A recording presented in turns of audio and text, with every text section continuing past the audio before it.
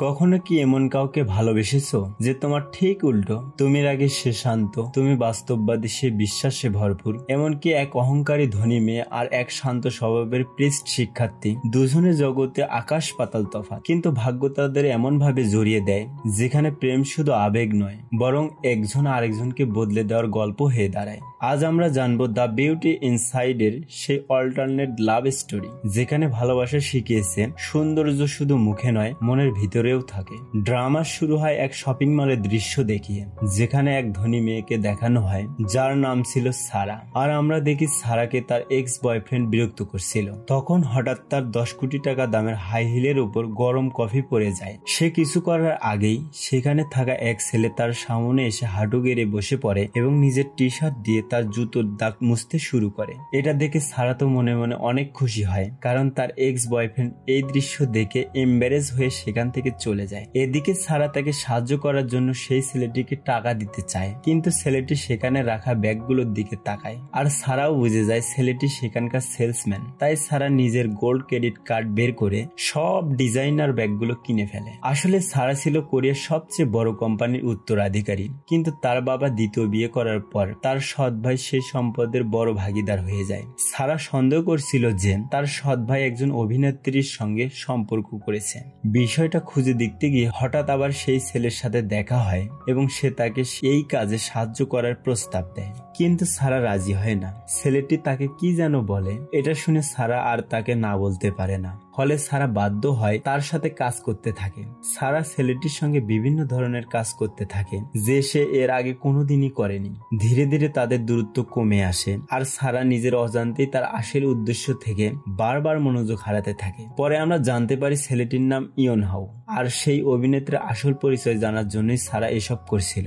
একদিন সারা এক ক্যাফেতে গিয়ে দেখেন সেখানকার সব মেয়েরা এক ছেলের দিকে তাকিয়ে আছে। সারা ভালো করে লক্ষ্য করে দেখে ছেলেটা আসলে ইয়ন হাও ছিল। এখন সে একজন সেলস বয়ের কাজ করছে।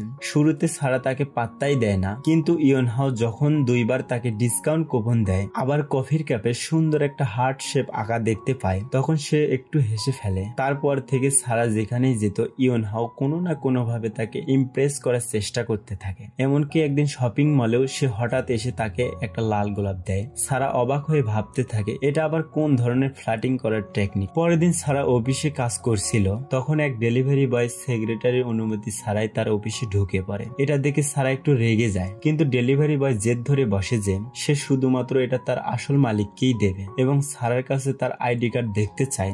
বিরক্ত হয়ে সারা তার আইডি কার্ড টেবিলে ছুঁড়ে দেয়। কিন্তু মজার ব্যাপার হলো ডেলিভারি বয় তার হেলমেট খুলতেই সারা দেখতে পায় সে আর কেউই নয়, বরং ইয়ন হাই ছিল।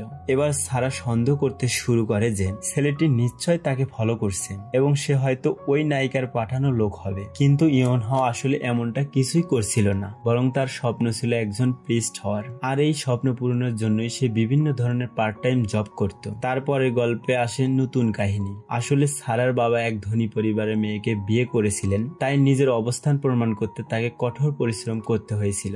এদিকে নারী বিজনেসম্যান হয় সারাকে প্রায় বিভিন্ন মিটিং এ সমালোচনার মুখে পড়তে হতো। একদিন সে কোম্পানির শেয়ার হোল্ডার মিটিং এ যায় এবং কোম্পানির পারফরমেন্স ভালো থাকায় সে ভাবে আজ হয়তো সবাই বুঝবে সে কেমন দক্ষ। কিন্তু তার হলো কই, বরং একজন ওল্ড বিজনেসম্যান তাকে নিয়ে উপহাস করতে থাকে। এতে সারা অপমানিত বোধ করে। এই অপমানে সারা ভিতরে ভিতরে ভেঙে পড়ে, কিন্তু সবার সামনে কিছু না বললেও এই কষ্ট সহ্য করতে না পেরে গাড়ি আসার সময় একা একা সে খুব কান্না করতে থাকে, যাতে কেউ তাকে শুনতে না পায়। আর আজব ব্যাপার, কারওয়াশ শেষে সারা দেখে ইয়ন হাও দাঁড়িয়ে আছে এবং সারা তাকে টাকা দেওয়ার কথা বললে ইয়ন হাও বলে টাকা লাগবে না, আমাকে এক কাপ কফি খাওয়ালেই চলবে। সারা রাজি হয় এবং ক্যাফেতে বসে সারা নিজের জন্য স্টেক অর্ডার দেয় আর ইয়ন হাও এর জন্য এক কাপ কফি। সারার মন ভীষণ খারাপ ছিল, কিন্তু সে কিছুই বলে না। সে শুধু জানতে চায় কেন ইয়ন হাও সবসময় তার আশেপাশে দেখা যায়। এটা কি কাকতালীয় নাকি সে ইচ্ছা করে তাকে ফলো করে? তখন আমরা ফ্ল্যাশব্যাকে দেখি ইয়ন হাওয়ের মা তার প্রিস্ট হওয়ার ইচ্ছাতে একেবারে রাজি ছিল না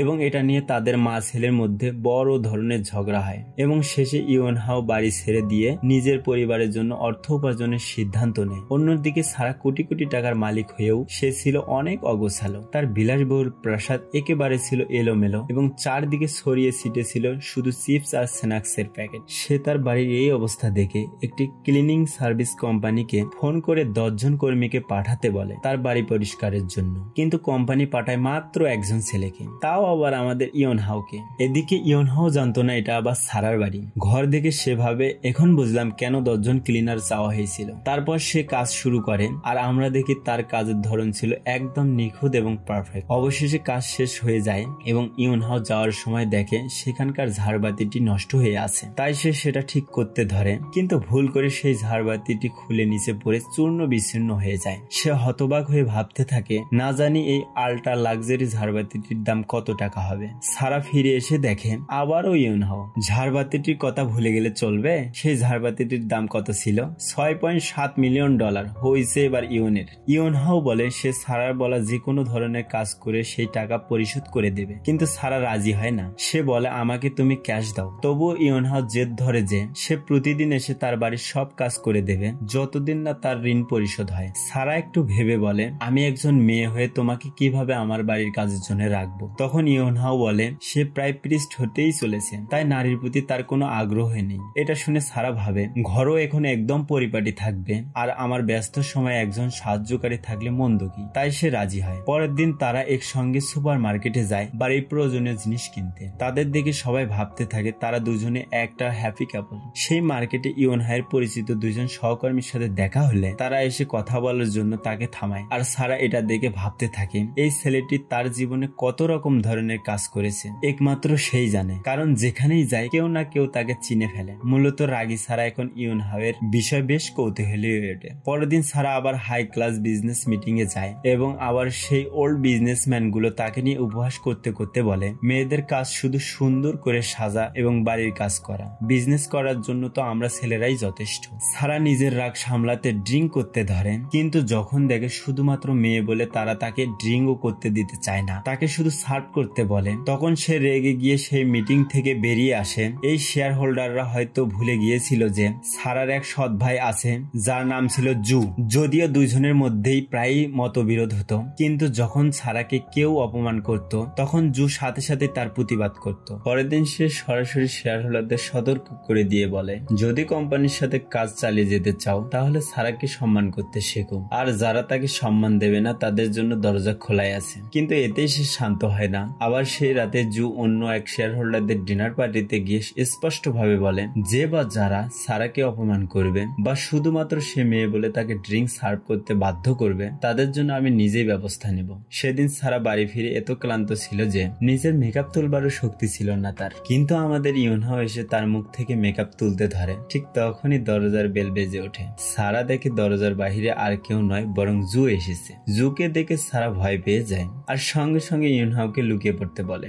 যদি জু জানতে পারে যে সারা তার বাড়িতে একজন হ্যান্ডসাম ছেলেকে কর্মচারী হিসেবে রেখেছে তাহলে সে কখনোই এটা বিশ্বাস করবে না। ইয়নহাও তার ডগিকে নিয়ে বেডরুমে লুকিয়ে পড়ে আর সারা গিয়ে দরজা খুলে দেয়। ঠিক তখনই ইয়নহাওয়ের হাতে থাকা কুকুর ছানাটি জোরে জোরে ডেকে ওঠে। কুকুরের ডাকার শব্দ শুনে জো মজা করে বলে আমি একটু ভিতরে গিয়ে দেখে আসি, ভিতরে মনে হয় একটা কুকুর ছানা আছে। আর তুমি তো কুকুর ছানা পোষো না। সারা একটু নার্ভাস হয়ে যায় এবং তাকে যেতে বাধা দেয়। তার এই অস্বস্তি দেখে জু হেসে ফেলে এবং চলে যায়। তার চলে যাওয়ার পর ইয়নহাও চুপি চুপি বের হয়ে এসে সারার কাছে ক্ষমা চায় এবং সারাকে একটা সুন্দর ক্যান্ডির বক্স উপহার দিয়ে বলেন মিষ্টি খেলে মন ভালো হয়ে যাবে। আর একটা মজার বিষয় যে বাড়িটা একসময় একাকিত্বতায় খা খা করত, সেটি ইয়নহাও আসার পর থেকে প্রাণবন্তর হয়ে উঠেছে। সে শুধু সারার বাড়িটা সুন্দরভাবে গুছিয়ে রাখতো না, তার জীবনেরও প্রভাব ফেলতে শুরু করে। তারা সারার মধ্যে বন্ধুত্বের সম্পর্ক গড়ে উঠতে শুরু করে। সারা তার বিজনেসের সবকিছু বিনা দ্বিধায় ইয়নহাওকে বলতে থাকে। কিন্তু একদিন সারার মনে সন্দেহ জাগে। সে ভাবে ইয়নহাও কি কোনো খারাপ মতলব নিয়ে তার কাছে এসেছে। তাই সে সরাসরি তাকে জিজ্ঞাসা করে। ইয়নহাও বিনা দ্বিধায় বলে ওঠে হ্যাঁ, যদি সোজাভাবে বলতে যাই তাহলে তোমার টাকার আমার প্রয়োজন। আসলে ইয়নহাও ছিল একজন অনাথ আশ্রমের স্বেচ্ছাসেবক। তার উদ্দেশ্য ছিল সারাকে মোটিভেশন দেওয়া যাতে সে সেখানে ডোনেশন দিতে উৎসাহী হয়। এটা শুনে সারা হেসে বলেন যদি তুমি চাও আমি দান করি, তবে তার জন্য তোমার একটা হাসি যথেষ্ট। তোমার হাসিটা আমার বেশ ভালো লাগে। ইয়নহাও সঙ্গে সঙ্গে একটা হাসি দিয়ে দেয় আর তাতে সারার হৃদয় হৃদয় গলে যায়। পরের দিন সারা অনাথ আশ্রমে 50 লক্ষ টাকার অনুদান দেয়। এরপর থেকে ইয়োনহাও মাঝে মধ্যেই সারার সামনে হাসি দিত আর প্রতিবারে নতুন নতুন উপহার পাঠানো হতো সেই অনাথ আশ্রমে। প্রথম শুধু খাদ্য সামগ্রী পাঠানো হয় এবং পরে আবার ল্যাপটপ ও স্মার্টফোনও উপহার হিসেবে দান করে সারা। এই সবকিছুর মধ্য দিয়ে সারার মধ্যে বিশাল এক পরিবর্তন ঘটতে থাকে। এক সময়ে রাগী গম্ভীর সারা ধীরে ধীরে পরিবর্তন হয় এক মিষ্টি প্রাণবন্ত সারাতে। তার রাগী আচরণ থাকলেও ভিতরে এক ধরনের নিষ্পাপ ও কোমলতার জন্ম নেয়। একদিন ইয়োনহাওয়ের ছোট কুকুর ছানাটি তার বাড়ি থেকে পালিয়ে যায়। সারা আর ইয়োনহাও দৌড়ে সেটার পিছন করতে থাকে। সেই কুকুর ছানাটা ধরতে গিয়ে তারা সেই বিখ্যাত অভিনেত্রীর মুখোমুখি হয় এবং তাদের মধ্যে একটা ইমপ্রেসিং সিচুয়েশন ক্রিয়েট হয়। এটাই সেই অভিনেত্রী যে সারার ভাই অর্থাৎ জু এর গার্লফ্রেন্ড। ইয়োনহাওকে সারার বাড়িতে দেখে সেই অভিনেত্রী তাকে নিয়ে ভুল ভাবে। সারা কিছু বলতে যাচ্ছিল কিন্তু ইয়োনহাও তার হাত ধরে তাকে বাড়িতে নিয়ে আসে। তারপর গল্প নেয় নতুন মোড়। ইয়োনহাও সারাকে বলে যে ঝাড়বাতিটি আমি ভেঙেছিলাম সেটার দাম প্রায় শোধের কাছে এবং সে একটা খামে তাকে কিছু টাকা উপহার দিয়ে আরো বলে আজকে থেকে আমার টাকা সম্পূর্ণ পরিশোধ, তাই তোমার বাড়িতে আমার আর থাকার কোনোই প্রয়োজন নেই। এটা শুনে সারা অনেক কষ্ট পায় কিন্তু তাকে থামানোর কোনো অজুহাত পায় না। তারপর তার জন্মদিনে তার বাবা একটা ক্যান্ডেলা ফুলের গাছ পাঠায় যার অর্থ ছিল সুখ আসবেই। সারার মনে একটুখানি আশা জন্ম নেয়। পরের দিন তাদের পরিবারের সবাই একসাথে খাবার খাওয়ার জন্য আসে। সারা ভেবেছিল এটা হয়তো তার জন্মদিনের জন্য, কিন্তু সেখানে সেই অভিনেত্রীকে দেখে তার মেজাজ খারাপ হয়ে যায়। আসলে অনুষ্ঠানটা ছিল তার ভাই জু আর তার প্রেমিকার জন্য। তবে জু একটা উপহার বের করে সারাকে দেয়। এতে বোঝা যায় সে তার জন্মদিন ভুলে যায়নি। পার্টি শেষে যখন সারা চলে যাচ্ছিল সেই অভিনেত্রী তাকে থামায়। তাদের মধ্যে ভুল বোঝাবুঝি এখনো ছিল কিন্তু অভিনেত্রীর কথা সারার মনে কষ্ট দেয়, যেন সে কোনো কারণ খুঁজে পেয়েছে আঘাত পাওয়ার। সারা সঙ্গে সঙ্গে ইয়োনহাওকে ফোন করে কিন্তু ইয়োনহাও বলে সে কাজে ব্যস্ত আর ফোন কেটে দেয়। এটা দেখে সারা আবারও ফোন করেন। ইয়োনহাও কোনো গুরুত্বই দেয় না। কিছুক্ষণ পরে এক মেয়ে এসে বলেন তোমার বস তোমাকে ডাকছেন। সে বোঝানোর চেষ্টা করে যে সে কাজে ব্যস্ত আছে কিন্তু মেয়েটি বলে তোমার কাজ করার দরকার নেই কারণ দোকানটা আজ বন্ধ হয়ে যাবে। ইয়োনহাও অবাক হয়ে যায় যখন শুনলো যে অন্য কেউ দোকানটা কিনে নিয়েছে আর সেই বস আর কেউ নয় বরং আমাদের বিলিয়নিয়ার সারা। ভাই রে ভাই, ফোন না ধরায় একেবারে দোকানটাই কিনে নিল। তারপর সারার সঙ্গে ডিনারে বসে ইয়োনহাও বলে আবার সেই পুরনো ওল্ড বিজনেসম্যানদের জন্য তোমার মন খারাপ হয়েছে। কিন্তু সারা বলে এইবার কারণ আমার পরিবার, যে জন্মদিনের পার্টিটাকে আমি ভেবেছিলাম নিজের জন্য সেখানে আমার কোনো অস্তিত্বই নেই। ইয়োনহাও একটু নার্ভাস হয়ে বলে আমি তোমার আইডিতে তোমার ডেট অফ বার্থ দেখেছিলাম, আজ তো সেটা নয়। সারা বলে আমার আসল জন্মদিন আইডিতে লেখা তারিখের থেকে আলাদা। ইয়োনহাও এটা শুনে একটু অবাক হয়। তারপর সে ওয়েটারকে ডেকে বিল দিতে চাইলো কিন্তু সারা রাজি হয় না। ইয়োনহাও জেদ ধরলে সারা আর কিছু বলে না। সেদিন রাতে সারা অফিস শেষে বেড়াতে গিয়ে দেখেন ইয়োনহাও বাইরে তার জন্য অপেক্ষা করছেন। সারারও একটু অদ্ভুত লাগে। ঠিক তখন ইয়োনহাও একটা জন্মদিনের কেক বের করে কারণ সে জানতো সারা তার জন্মদিনে এখনো কেক খেতে পারেনি, তাই সে তাকে কেক খাওয়াতে চেয়েছিল। কেক আর মোমবাতি হাতে ইয়োনহাওকে দেখে সারার মনে অদ্ভুত একটা খুশি ছড়িয়ে পড়ে। সারা বলে আমার জন্মদিনে একটা ফুল পেয়েছি যার অর্থ ছিল সুখ আসবে। এটা শুনে ইয়োনহাও হতভম্ব হয়ে যায়। সারা গভীর শ্বাস নিল। মনে হলো সে ইয়োনহাওয়ের অনুভূতি বুঝে ফেলেছে কিন্তু কিছু না বলে সে একটা ফু দিয়ে মোমবাতি নিভিয়ে দিয়ে সেখান থেকে চলে যায়। ইয়োনহাও কেক হাতে দাঁড়িয়েই রইল। অফিসে ফিরে সারা আগের মতো কোনো কিছুই করলো না, না রাগ না কান্না না দুঃখ, বরং সে হাত জোর করে প্রার্থনা করলো যেন ইয়োনহাও আবার ফিরে আসে। ইয়োনহাও সারার কেক না খাওয়ার কারণ ভাবতে থাকে, তার কথাগুলো মনে করতে থাকে এবং একদিন এক ফুলের দোকানের পাশ দিয়ে যেতে যেতে সে জানতে চাইলো এমন কি কোনো ফুল আছে যার অর্থ সুখ আসবে। দোকানদার বলে হ্যাঁ এবং তাকে দেখায় ক্যান্ডুলা গোল্ডেন ম্যারিগোল্ড। এই ফুলের আরো একটা অর্থ আছে সত্যিকারের ভালোবাসা এবং বিচ্ছেদের বেদনা। ঠিক সেই মুহূর্তে সারাও তার কম্পিউটার স্ক্রিনে সেই একই ফুলের দিকে তাকিয়ে তার অর্থ পড়ছিল। সন্ধ্যায় সারা অফিস থেকে বের হওয়ার সময় দেখে ইয়োনহাও আবার তার সাথে দেখা করতে এসেছে আর আশ্চর্যের বিষয় হলো তার হাতেও সেই একই সোনালী ম্যারিগোল্ড ফুলটি। সারা কাছে আসতেই ইয়োনহাও ফুলটা তার দিকে বাড়িয়ে দিল। সারার আশা পূর্ণ হলেও ইয়োনহাওয়ের এই আচরণ তার কাছে বেদনাদায়ক লাগে কারণ সে বুঝেছিল ইয়োনহাও একজন প্রিস্ট হবে, অর্থাৎ সে কখনোই কাউকে ভালোবাসতে পারবে না যেটা সারার হৃদয়কে আরো বেশি কষ্ট দিচ্ছে। এইবার সারা আর সময় নষ্ট না করে ঘুরে চলে যেতে ধরে, কিন্তু ইয়নহাও কিছু বলে এবং সারা অনেক গম্ভীরভাবে তার উত্তর দিয়ে চলে যায়। এদিকে ইয়নহাও এখন বিভ্রান্তির মধ্যে রয়েছে। সেভাবে হয়তো এখন সারার প্রতি তার অনুভূতি বদলে গেছে, কিন্তু বিষয়টা তার পক্ষে বোঝা অনেক কঠিন হয়ে পড়ে। পরের দিন সারার অফিসে একজন লোক আসে। আসলে এই লোকটির নাম ছিল চৌকিও, যিনি ইচ্ছা করেই তাকে বলতে এসেছিলেন যে তিনি দক্ষিণ কোরিয়ায় ফিরে যাচ্ছেন। এটা শুনে সারার মুখ ভার হয়ে যায়, কারণ সে জানতো যদিও সে তার বাবার প্রাক্তন স্ত্রীর সন্তান, তবুও সে উত্তরাধিকারের দাবিদারের একজন। কিন্তু তার ভাই জু চেয়ারম্যান লিয়ের প্রকৃত নাতি, তাই সে সম্পত্তি পাবার বেশি যোগ্য। এখন যদি সারাকে তার ভাইয়ের সঙ্গে প্রতিযোগিতা করতে হয়, তাহলে তার প্রতি পজিটিভ দিক থাকতে হবে, আর চৌকি ছিল সেই পজিটিভ দিক, যার সঙ্গে আগেই বিয়ের বিষয়ে আলোচনা হয়েছিল।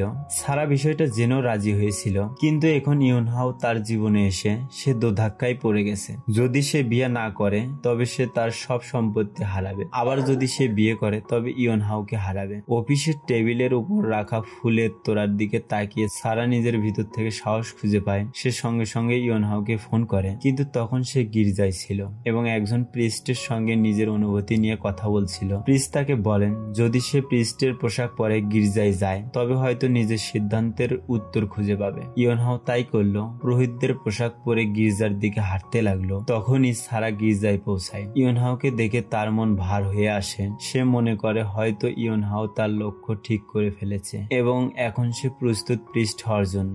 সারা তাকিয়ে দেখলো ইয়নহাও তাকে দেখে তার কাছে আসছে। এটা দেখে সারার চোখে জল এসে গেল। ইয়নহাও বুঝলো সারা তাকে ভুল বুঝেছে, তাই ইয়নহাও তাকে বোঝানোর চেষ্টা করে, কিন্তু সারা কিছু না শুনেই চলে যায় এবং ইয়নহাও সারার পিছন পিছন তার বাড়িতে পৌঁছায়। সারার মনে হয় ইয়নহাও নিজের সত্যটা গোপন করতে চেয়েছিল, কিন্তু ইয়নহাও বলে আমি জানি তুমি এঙ্গেজ। এই কথা শুনে সারা একটু ঘাবড়ে গেল, কারণ ইয়নহাওয়ের বলা কথাগুলো সত্যিই ছিল। ঠিক তখনই চৌকি ঘরে ঢোকে এবং গম্ভীর নজরে তাদের দুইজনের দিকে তাকায়। তাকে দেখে সারা ইয়নহাওকে চলে যেতে বলে। চৌকি ঘরে ঢুকে বিভিন্ন কথার মাধ্যমে সারাকে বুঝিয়ে দেয় যে সম্পত্তির উত্তরাধিকার হওয়ার জন্য তাকে তার প্রয়োজন। সে আরো জানায় যে তার ভাইকে নিয়ে কিছু গোপন তথ্য আছে। সারা ভাবলো এই তথ্যটা তার গুরুত্বপূর্ণ হতে পারে। তারপর চৌকি সারাকে একটা মেডিকেল রিপোর্ট দেয় এবং সেটা নিয়ে সারা জুয়ের কাছে যায় এবং চৌকির দেওয়া মেডিকেল রিপোর্ট তাকে দেখায়। সেই রিপোর্টেই ছিল জু আসলে ফেস ব্রেইন রোগে ভুগছে, অর্থাৎ সে ক্লিয়ার ভাবে কারো ফেস দেখতে পায় না। যদি সারা এই রিপোর্ট নিয়ে তার ভাইয়ের বিরুদ্ধে কিছু করে তবে এটা অনেক অমানবিকতা হয়ে যাবে। তাই এই বিষয়টি বুঝে সারার অনেক খারাপ লাগলো এবং সে চৌকির সাথে সমস্ত সম্পর্ক শেষ করে দিল। তারপর সারা নিজের টাকায় তার নিজের বিজনেস শুরু করে এবং সারা ইয়নহাওকে তার সাথে দেখা করার জন্য ডাকে এবং তারা দুজন রাস্তার এক ছোট দোকানে যায়। সারার মুড কিছুটা খারাপ থাকলেও তার মন একটু নরম হয়ে আসে, যেন সে আবার নতুন করে তার জীবনকে উপভোগ করছে। এদিকে সারার মন এটা ভেবে খারাপ ছিল যে ইয়নহাও হয়তো বা এতদিনে প্রিস্ট হয়ে গেছে। তাই সারা তার অনুভূতি তাকে বোঝানোর চেষ্টা করে। ইয়নহাও সেটা লক্ষ্য করে এবং সরাসরি জিজ্ঞেস করে তুমি কি কিছু বলতে চাও? সারা শান্তভাবে বলে আমি অনেক স্বার্থবাদী একটা মেয়ে, আমি শুধু চাই আমরা সারা জীবন বন্ধু হয়ে থাকি। এটা শুনে ইয়নহাও হেসে ফেলে আর সারা অবাক হয়ে তার দিকে তাকিয়ে থাকে। পরের দিন সারা ফ্যামিলি ডিনারে সবাইকে জানিয়ে দেয় যে সে চৌকিকে বিয়ে করবে না, কারণ সে তাকে ভালোবাসে না। সারার বাবা তার সিদ্ধান্ত খুশি হয়। তার ভাই আগেই বুঝে গিয়েছিল এবং তাকে এই বিষয়ে সাপোর্ট করে। এতে সবার মন হালকা হয়ে যায় এবং সে তার মনে সাহস পায়। খাওয়া শেষে সারা ও তার ভাই একসাথে হাঁটতে বের হয়। জীবনে এই প্রথম সারা তার ভাইকে আন্তরিকভাবে ডেকে নিজের সিদ্ধান্ত জানালো। সে ভাবলো এখন তার উত্তরাধিকারের জন্য ভাইয়ের সঙ্গে লড়াই করার দরকার নেই, কারণ তার জীবনে নতুন কিছু এসেছে যা তার মনকে প্রশান্তি দেবে। কয়েকদিন পর চৌকি জানতে পারলো তাদের বিয়েটা সম্পূর্ণভাবে বাতিল হয়েছে। তাই সে রাগে সারার অফিসে গিয়ে বলে আমি তো শুধু তোমাকে সাহায্য করছিলাম, কারণ ভেবেছিলাম তুমি অসহায়। তারপর সে সারাকে মারার চেষ্টা করলে ইয়নহাও তাকে বাঁচিয়ে নেয়। অবশেষে চৌকিও অফিস থেকে বেরিয়ে যায়। সারা শান্তভাবে ইয়নহাওয়ের দিকে তাকিয়ে ভাবে সে এখনো নিজের সিদ্ধান্তে অটল আছে। সারার মুখে হাসি ফুটলো, কারণ তার সিদ্ধান্ত সঠিক ছিল। ইয়নহাও বাড়ি ফেরে তার পরিবারের সঙ্গে কথা বলার জন্য। অনেকদিন পর বাড়ি ফেরায় তার পরিবার তাকে তার প্রিস্ট হওয়ার সিদ্ধান্তের জন্য কেক দিয়ে এবার সমর্থন করলো। তবে ইয়নহাও তাদের এমন আচরণে একটু অস্বস্তি বোধ করে। এই মুহূর্তটা তার কাছে অদ্ভুত লাগে। তাই কিছু না বলে সে নিজের ঘরে চলে যায়। তার বাবা মা কিছু না বললেও তার বোন বিষয়টা বুঝতে পারে। তারপর সে তার বোনের সঙ্গে হাঁটতে বের হলে তার বোন তাকে জিজ্ঞাসা করে সে কি কারো প্রেমে প্রেমে পড়েছে? ইউনহাও কিছু না বললেও কৌতূহলী হয়ে সে ইউনহাওকে বিরক্ত করতে থাকে। ঠিক তখনই এক বিলাসবহুল গাড়ি তাদের সামনে থামে এবং সেই গাড়ি থেকে নেমে আসে আমাদের সারা। সারাকে দেখে তার বোন বলে, ওয়াও ভাই, তুমি তো সুন্দর একটা মেয়ের প্রেমে পড়েছো। তারপর তারা দুইজনে সেই গাড়িতে করে চলে যায় এবং যেতে যেতে সারা ভেবেছিল তার ভাই হয়তো ইউনহাওকে মেনে নিবে না, তাই সে একটু চিন্তিত হয়ে পড়ে। ইউনহাওয়েরও বিভ্রান্ত ছিল, কিন্তু সারার সঙ্গে গাড়িতে তার সময়টা বেশ দারুণ কেটেছিল। তারা দুইজনের সিদ্ধান্ত নেয় তারা এখন থেকে প্রেমের সম্পর্কে জড়াবে এবং একসাথে রাতের খাবার খায়। সেখানেই তারা তাদের ভবিষ্যৎ পরিকল্পনা নিয়ে কথা বলতে থাকে। ইউনহাও জানায় এখন সে তো আর প্রিস্ট হবে না, তাই সে নিজের পেশা হিসেবে একজন ভালো জজ হতে চায়। সারা অবাক হয়ে বলে, দক্ষিণ কোরিয়ার বিচারক হওয়া অত্যন্ত কঠিন। কিন্তু ইউনহাও হেসে বলে সে সিউল বিশ্ববিদ্যালয়ের আইন বিভাগ থেকে পাশ করেছে, তাই এটা তার পক্ষে সম্ভব। সারা তখন বুঝলো কেন ইউনহাওয়ের পরিবার তার প্রিস্ট হওয়ার সিদ্ধান্ত মানতে পারছিল না, কারণ কোনো পরিবারই এত পড়াশোনা করার পর প্রিস্ট হওয়ার সিদ্ধান্ত মেনে নিবে না। খাওয়া শেষে সারা ইউনহাওকে বাড়ি পৌঁছে দিতে যায়। পথে তারা একে অপরের বাবা মায়ের সঙ্গে দেখা করার পরিকল্পনা নিয়ে কথা বলে। ইউনহাও ভাবছিল সারার পরিবারের সামাজিক অবস্থান দেখে তার উপর অনেক চাপ আসতে পারে। সারা গাড়ি থেকে নামার আগে মজা করে বলে, তুমি তো গাড়ির ভাড়া দেওনি, বলো কত টাকা দিতে হবে। সারা বলে, আমাকে একটা কিস করো। তাই ইউনহাও খুশিতে তাকে কিস করে। পরের দিন সারা ইউনহাওকে তার কলেজ থেকে নিতে গেল। সেখানে ইউনহাওয়ের এক বন্ধু তার সাথে কথা বলার চেষ্টা করে। প্রথমে সারা তাকে অ্যাভয়েড করে, তারপরে কথা বলতে ধরলে ইউনহাও এসে বলে, আমার গার্লফ্রেন্ড তোমার সাথে কথা বলতে আগ্রহী নয়। তারা বাড়ি ফেরার সময় সারা ভাবে ভবিষ্যতে যদি কোনো ভুল বোঝাবুঝি হয় তাই এখনই সব পরিষ্কার করে নেওয়াই ভালো। তাই সে একদিন সরাসরি ইউনহাওয়ের পরিবারের সঙ্গে দেখা করতে যায় এবং সবার সামনে সাহস করে বলে, আমরা আগে আমাদের কেরিয়ার তৈরি করব, তারপর বিয়ে, এবং এটার জন্য আপনাদের সম্মতি প্রয়োজন। এই কথায় ইউনের বাবা মা হতবাক হয়ে গেলেন, কিন্তু সারা জানতো এবার তাদের সম্পর্ক শুধু ব্যক্তিগত নয় বরং ফ্যামিলিরাও সবাই জানে। তারপর সব ঝড় থেমে গেলে যেমন আকাশটা পরিষ্কার হয়ে যায়, ঠিক তেমনি সারা আর ইউনহাওয়ের জীবনে ধীরে ধীরে শান্ত হয়ে উঠল। পরিবারের চাপ, ভুল বোঝাবুঝি সবকিছু তারা একে অপরকে পিছনে ফেলে দিল। এবার শুরু হলো তাদের দুইজনের জগৎ, ভালোবাসা, হাসি আর মিষ্টি বোঝাপড়াই ভরা, আর পরস্পরের চোখে খুঁজে নেয় নিশ্চয়তা আর শান্তি। এখন তারা জানে ভয়, সন্দেহ কিংবা দূর কিছুই তাদের ভালোবাসাকে থামাতে পারবে না। আর এখানে এই ড্রামার হ্যাপি এন্ডিং হয়। বন্ধুরা, অনেক সময় মূল গল্পটা যতই বড় হোক, আসলে ভালোবাসা লুকিয়ে থাকে পাশে থাকা চরিত্রগুলোর মধ্যেই। আসলে ভিডিওটা এইভাবেই তৈরি করা হয়েছে। আমরা জানলাম দ্য বিউটি ইনসাইড ড্রামার মূল গল্প না, বরং সাইড ক্যারেক্টার দুইজনের অদ্ভুত কিন্তু সুন্দর ভালোবাসার গল্প। কারণ সত্যি বলতে অনেক ড্রামাতেই সাইড কাপলের গল্পগুলোই মূল কাহিনীর চেয়ে বেশি মন ছুঁয়ে যায়। যদি এমন গল্প ভালো লাগে তাহলে লাইক দিও, কমেন্টে জানাইও কাদের প্রেমের গল্প তোমার সবচেয়ে পছন্দ, আর চ্যানেলটা সাবস্ক্রাইব করে পাশে থেকো, কারণ সামনে আসছে আরো এমন মনের ভিতরে ছুঁয়ে যাওয়া গল্প।